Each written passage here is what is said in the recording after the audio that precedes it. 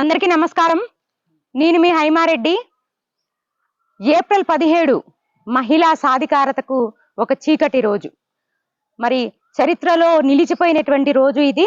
మహిళలందరికీ కూడా దేశంలో ఉన్నటువంటి సగం జనాభా అయినటువంటి మహిళలకి ఒక మంచి రిజర్వేషన్ కల్పించాలి చట్టసభల్లో అనే ఉద్దేశంతో నరేంద్ర మోడీ గారు మరి మహిళా రిజర్వేషన్ తీసుకొస్తే ఆ యొక్క బిల్లుని ఏదైతే కాంగ్రెస్ ప్రభుత్వం ఇండి కూటమి కలిసి మహిళా బిల్లును వ్యతిరేకించి మహిళలందరినీ కూడా ఈనాడు కించపరిచినటువంటి విషయము చాలా దారుణమైన విషయంగా నేను పరిగణిస్తూ ఉన్నాను.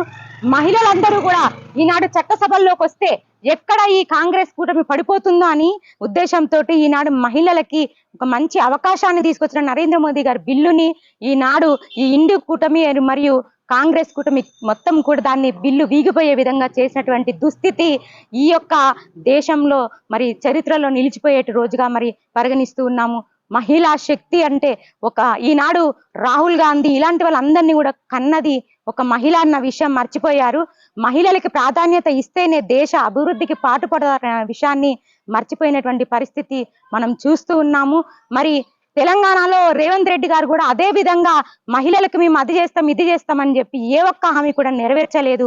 మరి మహిళలకి ఉచిత బస్సు అన్నాడు, ఆ బస్సు ఇంకా ఎక్కిన కానించాలి మహిళలకి ఉన్న గౌరవం కూడా పోతోంది తప్ప మహిళలకి ఏ విధంగా కూడా గౌరవం లేనటువంటి పరిస్థితి మనం అందరం కూడా చూస్తున్నాము.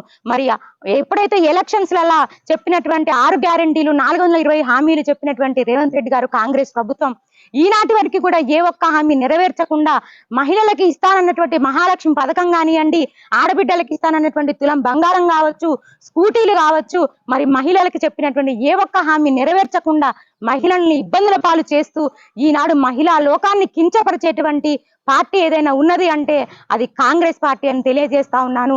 మహిళలందరినీ కూడా బాధ పెట్టుకున్నటువంటి ఈ ప్రభుత్వాలకి ఖచ్చితంగా భవిష్యత్తులో మహిళా లోకం ఖచ్చితంగా బుద్ధి చెప్పి తీర్తానని తెలియజేస్తా ఉన్నాను.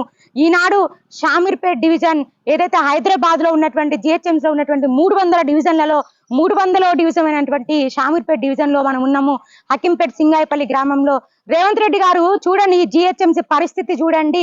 మీరు ఉట్టి పుణ్యానికి అన్యాయంగా ప్రజల్ని దోచుకోనీకి ఇంటి పనుల రూపంలో అన్ని రూపంలో దోచుకోనీకే మీరు డివిజన్లు చేస్తున్నారు తప్ప మరి ఈ యొక్క జిహెచ్ఎంసీ పేరిట మీరు చేసినటువంటి జిహెచ్ఎంసీ ఏదైతే ఉన్నదో ఈ డివిజన్లలో మీరు చూడండి, రోడ్లు కావచ్చు, డ్రైనేజీలు కావచ్చు, ఏ ఒక్కటి కూడా పట్టించుకోకుండా ఈనాడు మరి ఈ కాంగ్రెస్ ప్రభుత్వము అబద్ధపు మాటలు మాయ మాటలు చెబుతూ ప్రజలందరినీ కూడా మభ్య పెడుతూ కరెంటు బిల్లులని గవర్నమెంట్ ఎక్కువ కరెంటు బిల్లులని వేస్తూ ఇంటి పనులు ఎక్కువ వేస్తూ ఈనాడు మరి అన్యాయంగా ప్రజల్ని దోచుకున్నటువంటి రేవంత్ రెడ్డి గారు ఖచ్చితంగా మరి సమాధానం చెప్పాల్సిన అవసరం ఉందని తెలియజేస్తూ మరి భారత్ మాతాకి జై.